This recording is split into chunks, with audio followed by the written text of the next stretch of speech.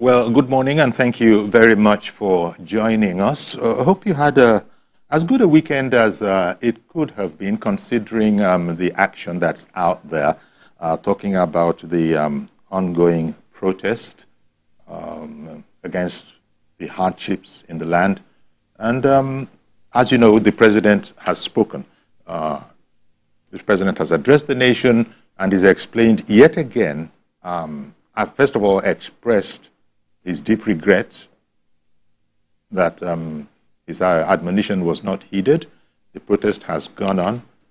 There have been, it doesn't matter even, one can't say there have been a number of deaths or a few deaths. Even one was too much, considering that if the protests had not gone ahead in the reasoning of the Federal Executive Council and the presidency, perhaps that one, and it is more than one, would be alive. The idea being that it's unnecessary for us to lose precious Nigerian lives, you know, the way some people might see it unnecessarily, in the sense that here we are, the president has yet again reassured the nation that I have always been available, and I pledge that again, that I always will be available. Let's talk. Let's just have a discussion. Let's have a negotiation. So here we are. The president is demanding peace. He's demanding a cessation of all these actions that could lead to more of a loss for the nation. Look at the situation in the north. Look at the wastages and damages in Kano in particular. You know, and all of this is to catch the attention of the powers that be. I guess that's the primary reason for the protest. And indeed, as has copiously been stated, Nigerians do have a right to protest as long as they do so lawfully. And they have taken up that right. Unfortunately, there has been this corollary. There have been deaths, which some people suspected, that it's not possible in this land to have the kind of a protest like that. It isn't possible, is the wisdom of a number of people who have witnessed these events. It's not possible to have that without major mishaps, and indeed it did happen. So, well, here we are. We still have to go through, we're still going to have to reconstruct and rehabilitate and redress all of these matters. But the president, I think, was lamenting that I have always been available. You will always get my attention. And he had it. But let it be said, there are those who were even commenting, as was their right, that President Tinubu came to us late. There are those that are saying that, look, the protest started when it started. Perhaps if the president had come in day one or maybe even day two, maybe things would have been different. Who knows? All of that is in the area of supposition. But here we are. So let's look today at the president's demand, actually, that this violence stops. He's appealed. Let me just change that word from demand to appeal, but demanding in a patriotic sense that we can't afford to lose any Nigerians, more Nigerians, internally, amongst ourselves. This is not a result of external aggression. So it's in that context that our caption is stating that the president, he demands a cessation to the protests that will lead to deaths.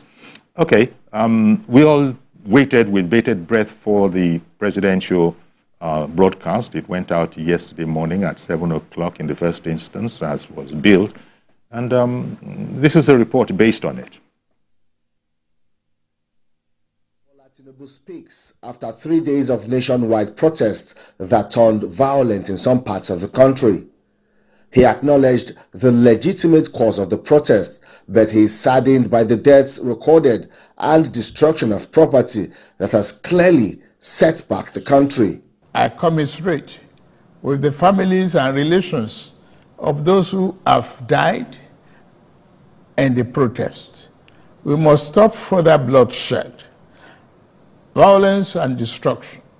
As Commander-in-Chief of the Armed Forces, President Bola Tinubu insists he has a constitutional duty to ensure order and has called on protesters to suspend all demonstrations. I hereby enjoin protesters and the organizers to suspend any further protest and create room for dialogue, which I have always acceded to at the slightest opportunity.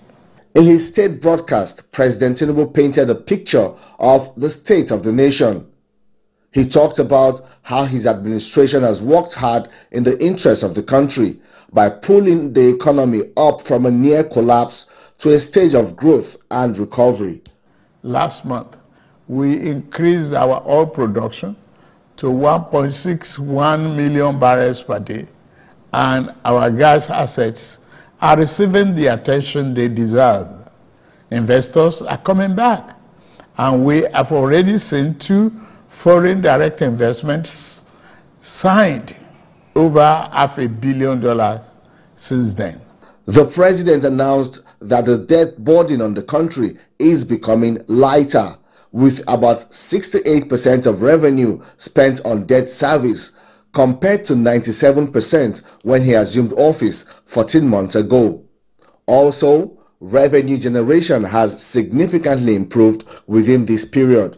On the fiscal side, aggregate government revenue has more than doubled, hitting over 9.1 trillion naira in the first half of 2024, compared to the first half of 2023, due to our efforts at blocking leakages, introducing automation, and mobilizing funds creatively without additional burden on the people.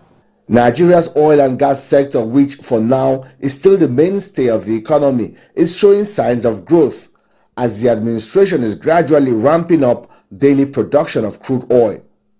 President Tinubu says attention has been shifted to exploring the potentials and opportunities provided by the country's abundant gas resources through the implementation of the Compressed Natural Gas Initiative to power the transportation economy and bring down costs.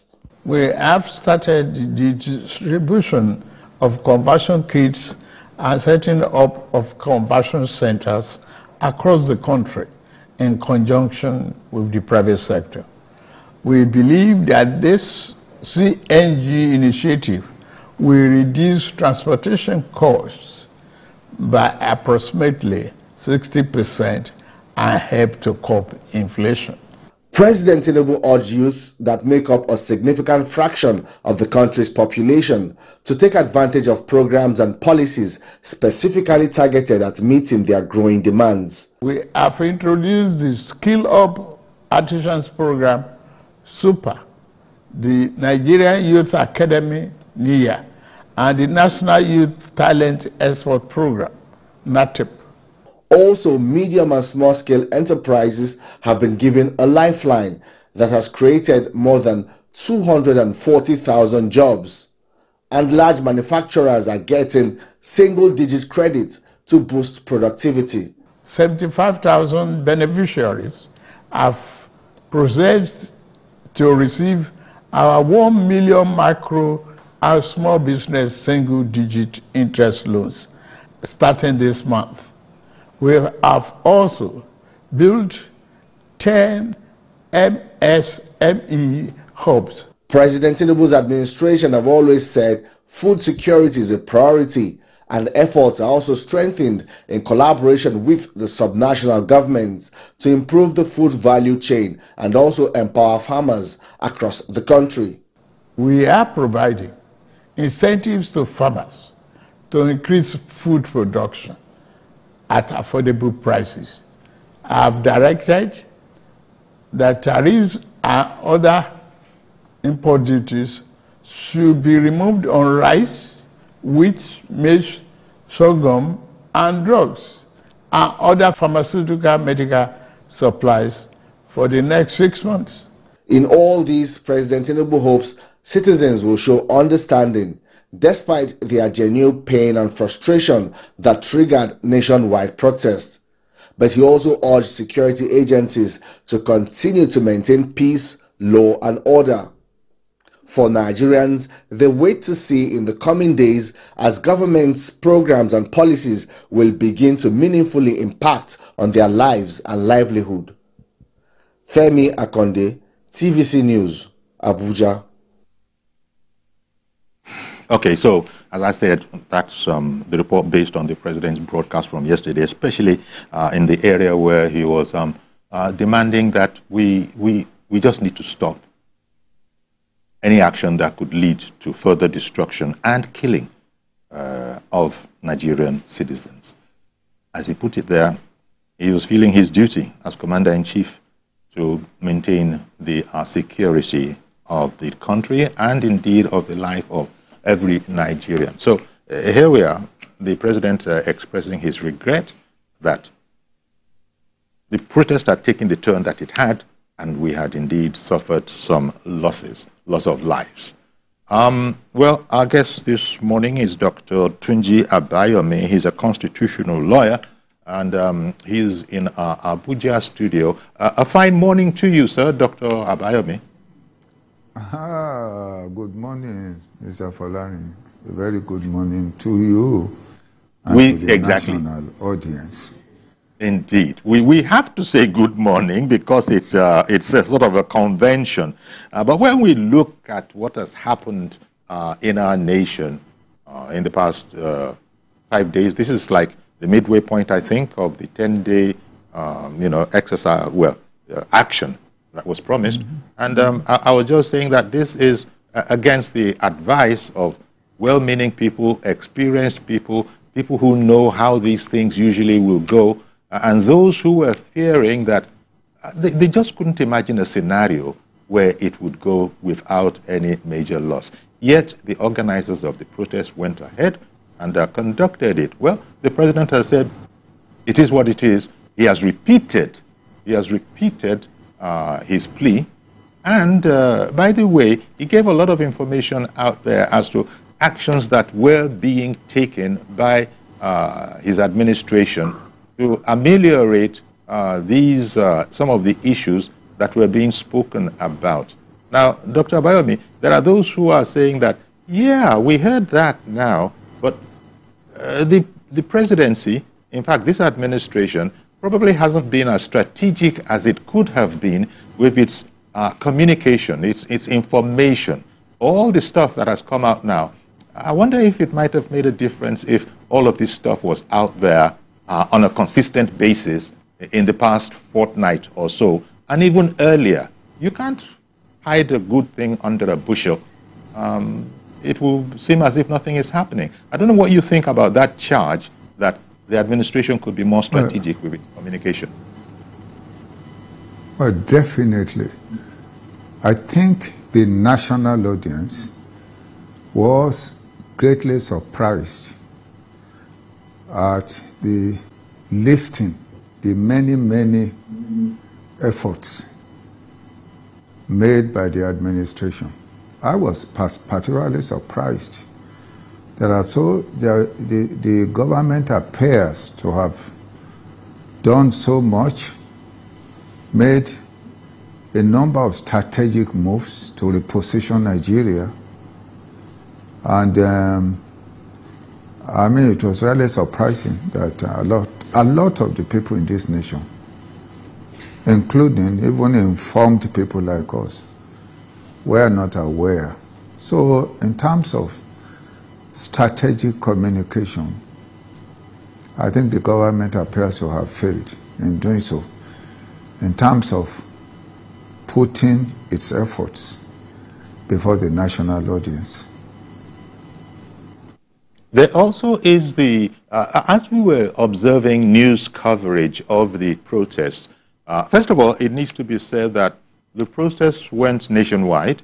There were quite a number of places where, indeed, they did not participate. They would seem to have hearkened to the advice, but whatever the reason, not every state in the country, participated in this protest. Now, drawing from that, one begins to sort of wonder seeing the news coverage, if people really understood, that is, apart from the organizers, if they understood what the protest was about. When you look at the uncanny situation that we observed in Kano, you begin to wonder if people know what it is about. It looked like some dangerous masquerade festival, Egungun festival, the way you saw youths in Kano, the way they were, prancing around before the water tankers and all of that. I mean, it just was like a riotous kind of a fiesta, as opposed to what a protest really is. They just didn't know. You saw the iconic, perhaps, picture of youths attacking a traffic light, bent on destroying a traffic light. Yes, that's the problem of control. Definitely, the organizers of the protest were also disorganized. They are not. There was really no focus as such. The demands are largely unrealizable. If you are asking the president, for example, to cut down the price of fuel, can the president just cut down the price of fuel just by announcement or proclamation on television?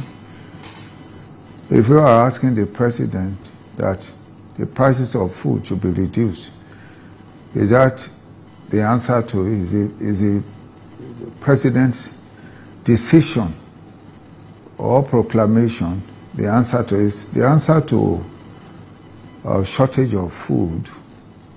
So the answer to hunger is food. The answer to food is production, farming and production. If, for example, you are asking that the president should put more money into agriculture, that would be strategic. But if you're asking the president to do what is impossible, the other issue is that if you look at all over the nation, you couldn't really know, who is leading the protest. When we were busy struggling for human rights against the military, like the governor of Kaduna said, you knew the voices, you understand the issues, and we were ready to dialogue and put our case forward strongly, and also to bear the consequences. And we didn't have a situation where just anybody, anyhow, any ruffian, including agents of political provocateur, simply took the law into their hands and they were doing whatever they wanted. You have a right under the Constitution to protest, but you have a responsibility to ensure that you control abnormal behavior, because you bear the responsibility of the consequences of your protest. Indeed. So, Indeed. The tragedy that we face barely shows that the leaders of the protest are largely confused. All they wanted to is just to make a lot of noise. And I'm afraid it's not going to achieve a whole lot, with due respect, because that's not really hard to push for change. Well, yeah, exactly.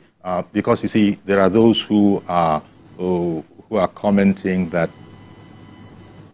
look, this is not to denigrate the efforts of those who organized the protest, but you can't really get much more than we have now. The president has come out. True, he was criticized that, look, it took you 4 days. Why didn't you come out earlier? Okay, we didn't comment on that. And generally people have said that, okay, maybe you got something there. But we're generally not going to get more than we have got here. The president was reeling off those efforts that had been put in place, that were being worked upon, ideas, the students' loan scheme that has been actuated, and all of those kind of things, efforts in the area of agriculture, even if they aren't enough. So all of these, I don't know, Ebun Olu Onoguru SAN, who Adegboruwa. Adegboruwa, I beg your pardon. Yes. Ebun Olu Adegboruwa SAN, who was he was, I don't know if he was an organizer, but he certainly was he was in there. I think he had appealed at one time that, look, a day is enough. One day is enough. Of course, nobody listened, and that was that.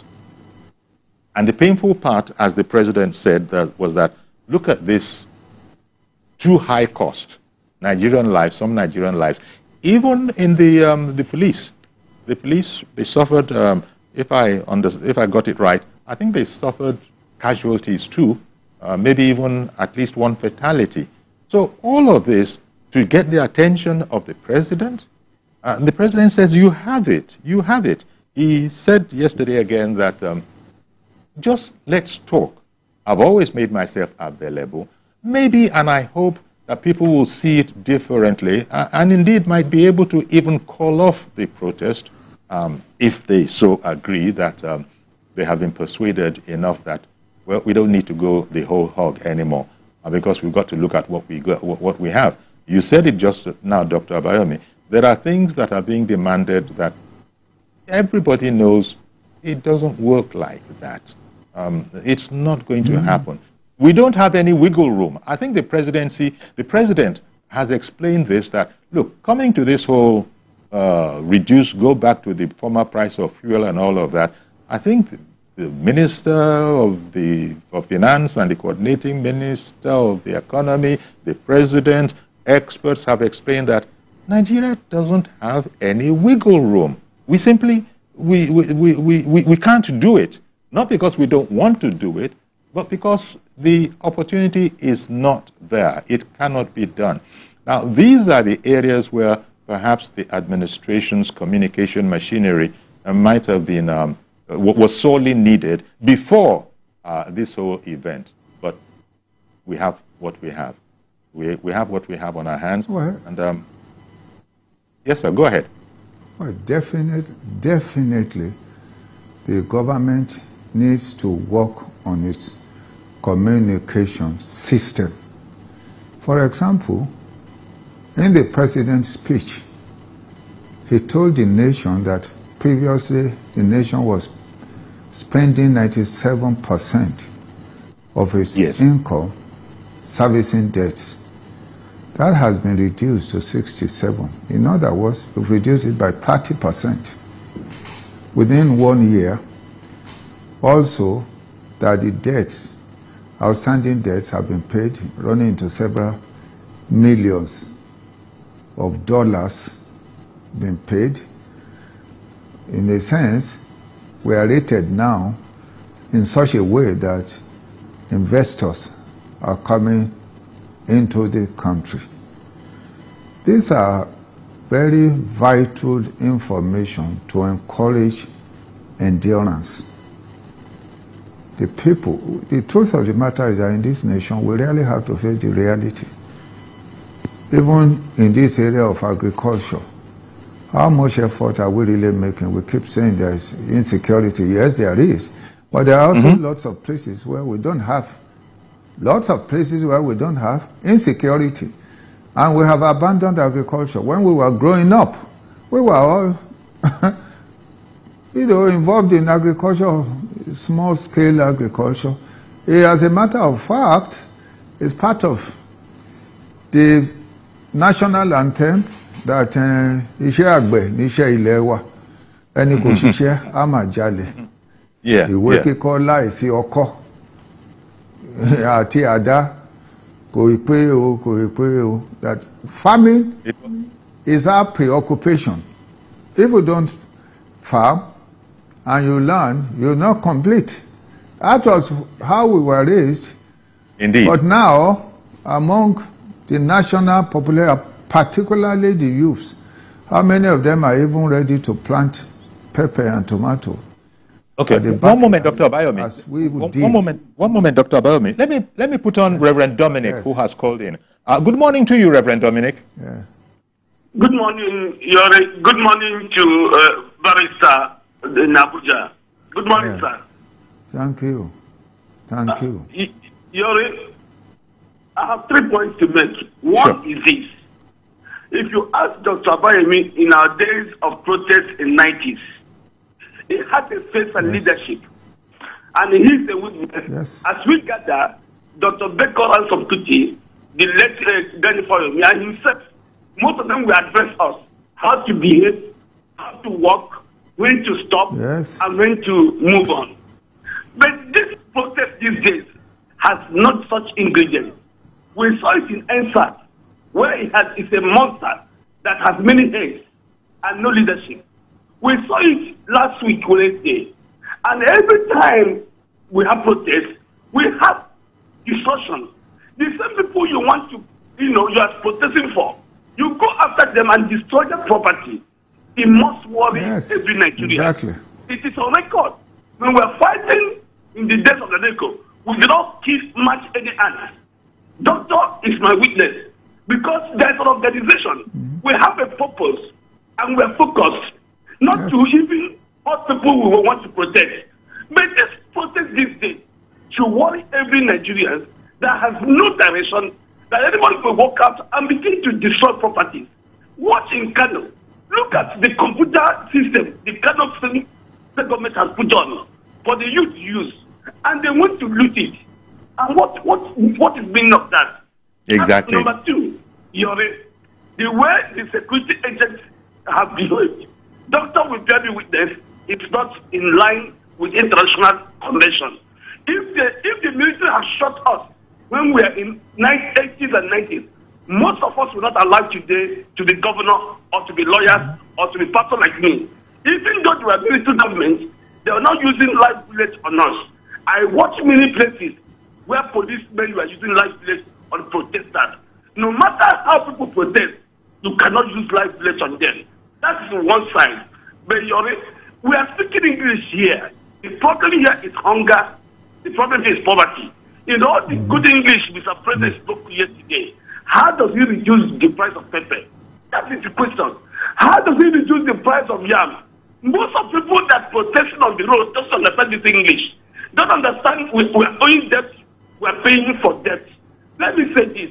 Mr. President said yesterday, which is supposed to be the indictment, that a lot of money has gone to subnationals, the state. Who hold governors accountable? Who hold governors, the local government accountable? How could Mr. President in Abuja come to solve the price of rice in Imo State, if not Imo State governor or Lagos State? There's money in subnational, but we're not seeing it. In all we're saying, the only policies have a lot of policies. This government have put a lot of policies. But sir, does it affect that this morning I could not take a key because I could not afford bread? I, as Reverend Dominic, apart from joke. Okay, Reverend Dominic, thank you very much for calling in. Dr. Abayomi, I'll take a quick break before we come back and continue with this conversation. And of course, taking calls and impressions from our viewers.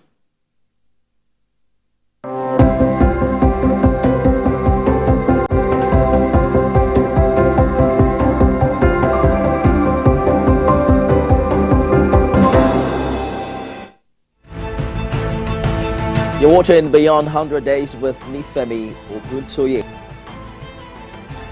President Tinubu, since he assumed office,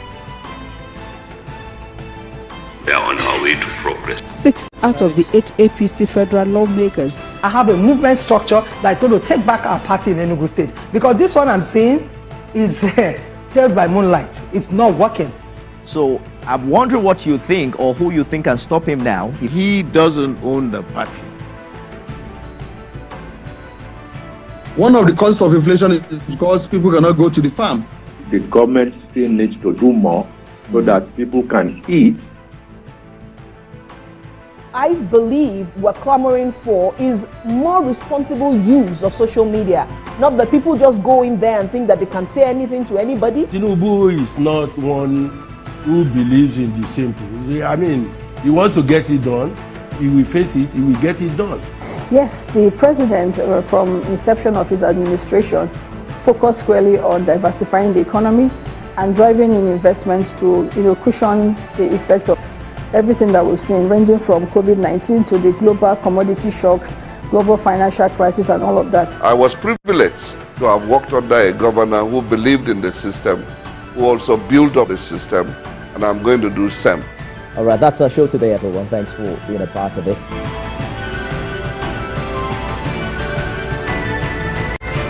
TVC News, first with breaking news.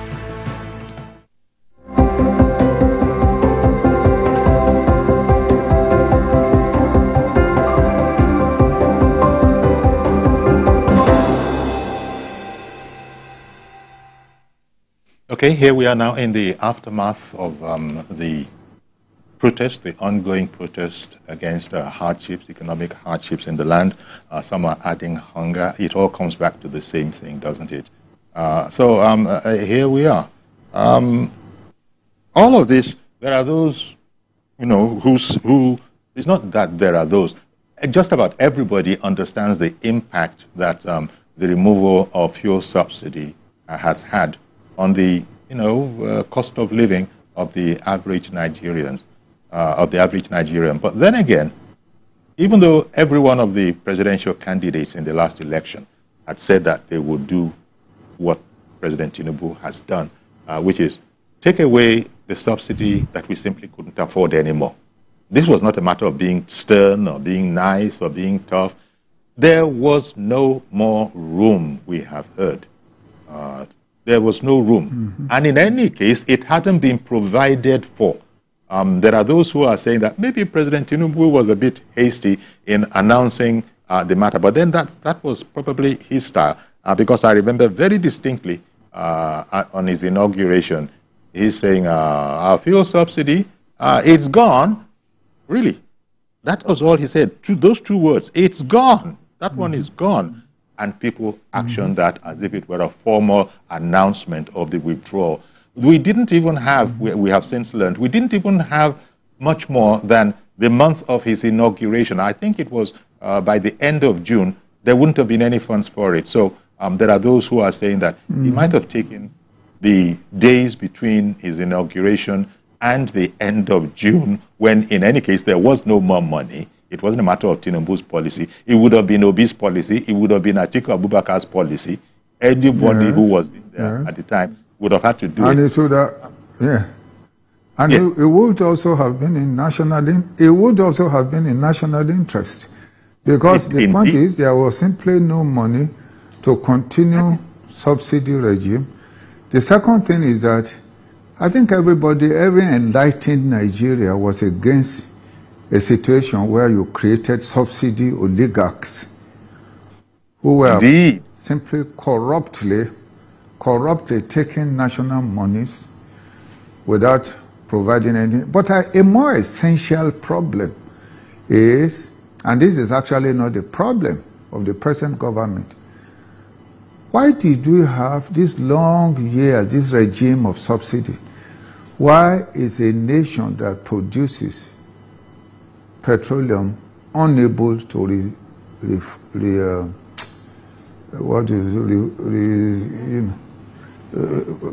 produce fuel for its people?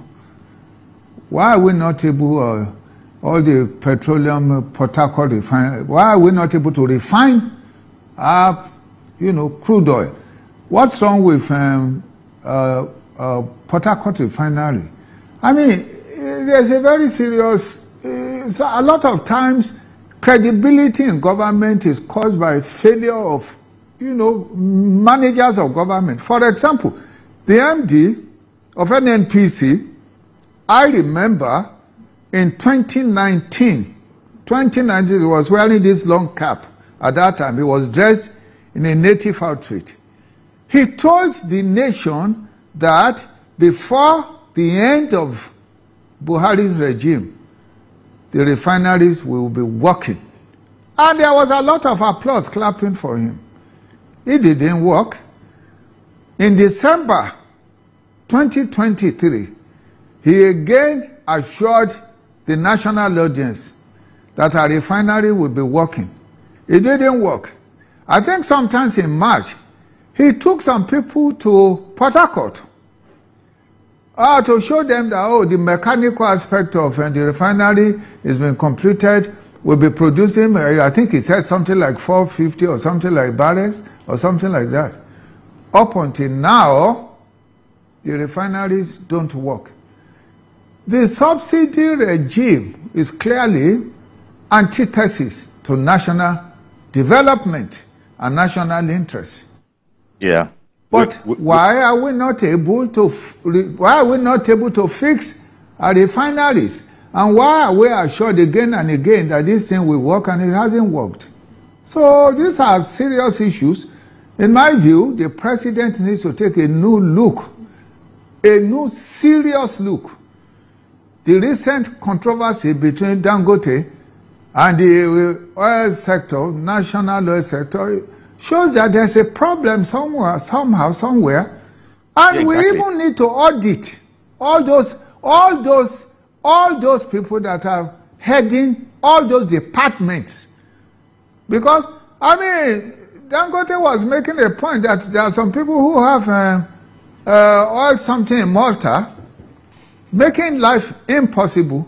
I mean, we need to look into these things. Yes. You cannot continue on the same path and expect a different thing. People are looking, the Nigerian people are looking for a new nation, a new government, a new interest, a government that is bold, visionary, and determined to change the situation. And that is what President Tinubu promised coming in. New hope, the New Hope agenda, where people were beginning to think that, well, it doesn't matter what you're doing, this situation is not much different. But then, when he started speaking, if you took the time to listen, then you'd see that there was some effort. So we go back to what we said earlier, that the communication strategy, I mean, what happened to the presidential chats? Well, what happened to that periodic meeting with Nigerians? Because the more you talk, the more you explain, the more people understand, then the more they'll be able to factor all of this into actions that they're going to take. Simon in Warri, good morning to you, sir. Do I have that name right? Is it Simon in Warri? Yes. Good morning. S-A-L-M-O-N. Oh, okay. Good morning. S-A-L. Yes, S-A-L-M-O-N. Salmon. Okay, salmon. Okay, as in the fish. Go ahead, please. So, my contribution to this discussion is simple. There are Nobel laureates like Professor Wole Soyinka. Yes. The presidential address did not address the key issues in this matter. Secondly, the protesters, the requests by the protesters are not addressed holistically by the president. I think the station is not, the presentation to me is not bold enough to tackle or talk about the key issues concerning this protest. I don't know whether it's interest or personal something. Everybody in this country knew that this country is facing hard times and there is hardship everywhere. The majority of the average person in this country cannot afford square meal, simple 1 square meal per day. But the president is not addressing those issues holistically. So we want the president to address these protesters, not attacking the protesters with police or army or any paramilitary forces that we have in this country. Intimidating your citizens, I don't think it's a good idea. Yeah, but there was none of that from the authority. I don't agree with that. The president addressed, I don't agree with him at all. The president addressed the key issues. He spoke about commitment to agriculture, youth agriculture. He spoke about removal of import duties on certain items in order to bring down the cost of living. He addressed the key issues. Indeed, he did. Issues that the president need. Yes, he did. He did, Dr. Abayomi. He didn't address the key. What are the key issues he didn't address? What are the demands? I mean, the issue is very simple: the cost of living. Those are the principal issues. So, what are the issues he didn't address? I mean, it's not correct that the president didn't address the key issues. I take that point of view, but what Simon probably was intending to communicate was that, look, yes, we heard it then, yesterday. I can't speak for Simon, but we ourselves have said that the communication whole strategy, as you well know, Dr. Abayomi, in communication, whatever, in advertising, you can't speak once and say, I have said it, I said it yesterday at 14 hours, I said it, I made all those points. You've got to keep on saying it. You've got to be consistent. You've got to be reiterative. Different fora, different, opportunities to express this so that the average Nigerian understands very much what these arcane issues are. For instance, this whole idea that we didn't even have a choice in removing, President Tinubu didn't have a choice in removing the fuel subsidy. But the way he had said it on the 29th of May was that that one is gone, and immediately all the pump prices went up. Maybe there are those who are saying that because of that, he was a bit hasty. But the president already knew. He knew that there was no wiggle room in there. And we make the point that whoever, yes, it pleased God and the electorate that President Tinubu was voted as the president, but, whoever had become the president would have had to face this issue. And so I hear what you're saying, Dr. Abayomi, that the president did mention all those things. But then, for Simon, if he was hearing it, that I don't know how much of it he... I think the problem, Mr. Folani, I think the problem is a little bit deeper than that, in my view.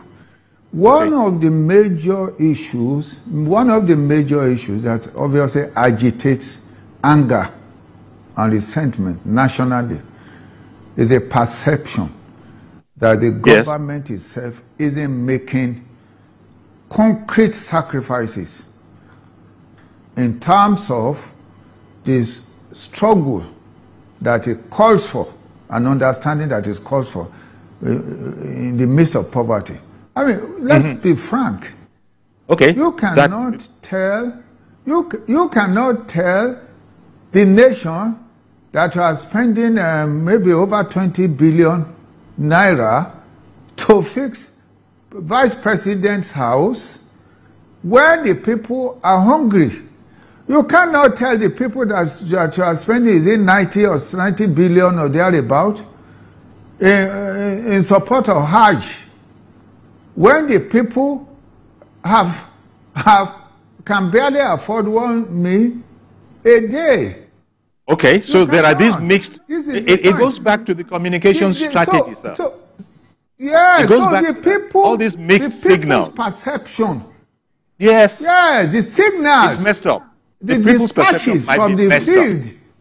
Okay. Yeah, the dispatches of the field. Mr. Esson, I know that you're on the line waiting. Yes, I'm going to come to you, Mr. Esson. are not encouraging. They didn't create understanding for the government. It's a different thing. If we told the government, oh, the vice president's house needs to be fixed, but because we have no money, we will have to defer that. I mean, do you know the feeling of the people? You understand? The people maybe will even call on you that you go ahead and fix it, but it will be based on their understanding. But for you to tell the people when the fuel is expensive, food is expensive, and so on and so forth, that you are spending so much money in this way, president travels with so many people, so these are the issues. And the president and his government needs to look at these has been waiting for a while in Lekki. I'm sorry, sir. Good morning, Mr. Esson.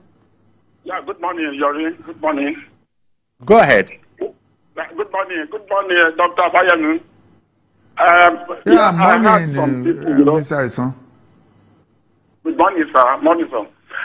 So many people have been asking the question that the president did not address the issue. But you answered the question partly, very brilliantly. Yes. But, I'm thinking that since the president said he wants to have dialogue with these protesters, so it is when he's discussing with them that more issues or whatever concession he's going to give, that those one will come up. But already the president has addressed most of the issues. The one I know that they cannot say, waiver is the issue of, fuel subsidy. If that one is forgone. And again, people are asking the question that, the president was too hasty in saying subsidy is gone. I listened to Obi when he was campaigning. He said the day he becomes the president, that first day he's going to remove, oil fuel subsidy. How come then people are blaming Mr. President, and more so that already the former president has already removed the subsidy, and there was no budget for it. So people will just come to television. It wasn't in the budget. Yes. Okay, thank you very much, Eson. Thank you, Eson, for calling in on that. Indeed. So yes, Dr. Abayomi, I think that effort that the president did address these things, but I think you sort of agree. Very well. The president spoke very, very well. The president spoke well to the country, laying out all his efforts. He showed sympathy for the conditions of the people. He was a statesman, and he was he showed that he was also a human rights activist in terms of presentation and delivery and the issues he handled. The issue, however, is that these are periodically, it is important for him to dialogue with his nation, because the issue is not about ministers. We didn't elect ministers.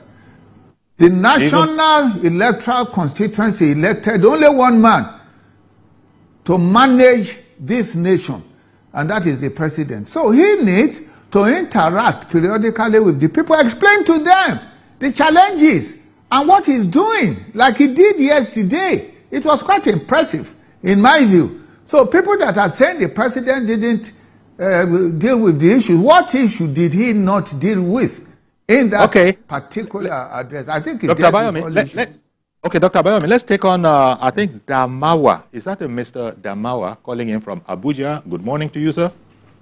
Good morning, sir. How are you? Very well, thank you. You? Go ahead, please. I'm fine. Sir, well, I appreciate the response of Mr. President to some of the demands in his speech.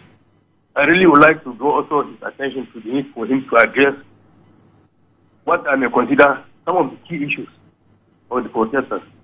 That's the issue of this bad governance. It relates to the issue of the National Assembly allowances, job pay, jamboree trips. All these are extra expenses in the situation where we are in. I think that are the fundamental issues that the people are really concerned with. And that are the kind of things which, if the president can easily assure the people. Thank you, sir.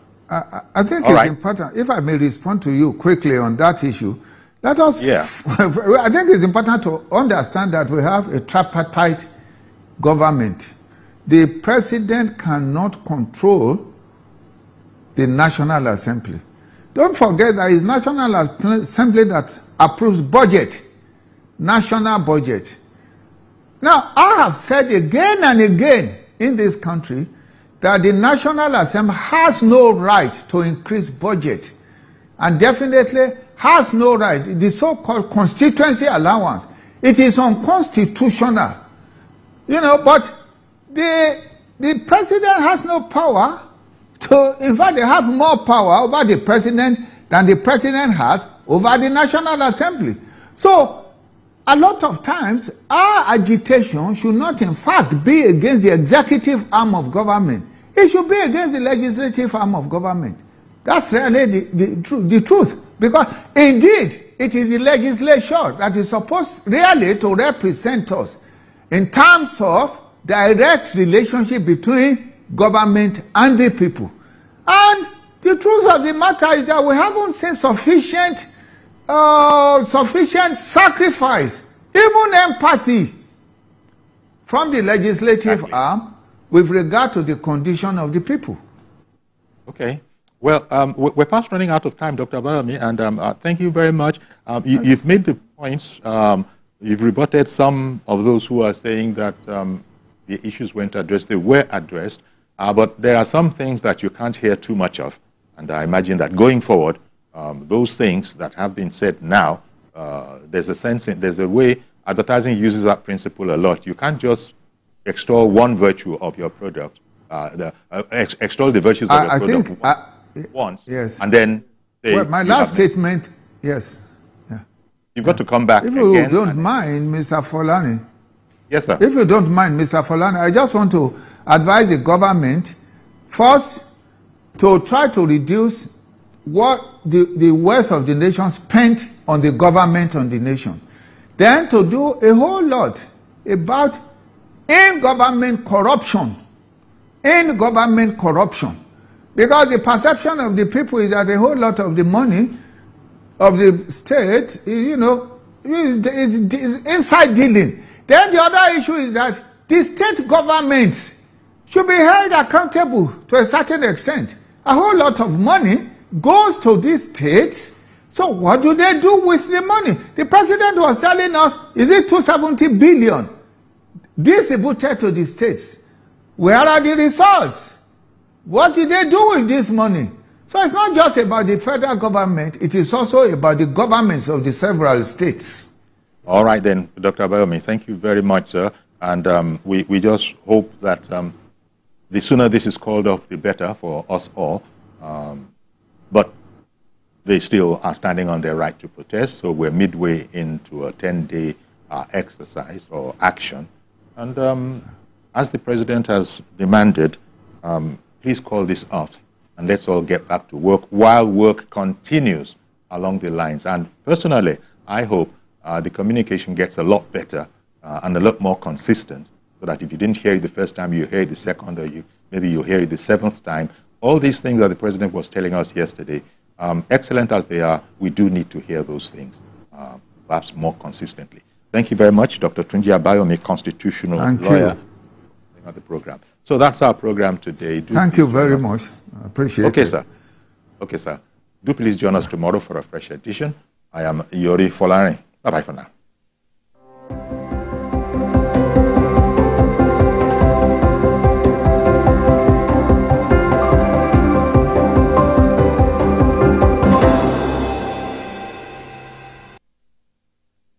Is a paid presentation by ShopX TV. Do you struggle with having an active and healthy lifestyle due to your busy schedule? Do you find it difficult to make it to the gym? You want to improve your overall health, but don't know where and how to start?